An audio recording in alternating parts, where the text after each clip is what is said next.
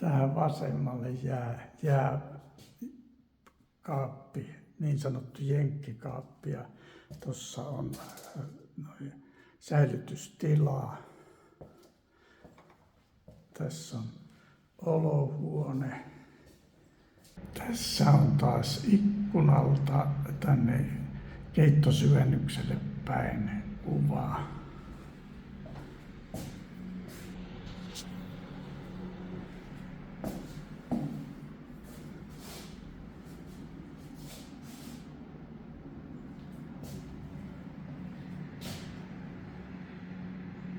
Tuolla näkyy kaukana toi bussipysäkki. Siitä pääsee. Rautatieasemallekin on alle kilometrin kävelymatka. Siihen tulikin just bussi.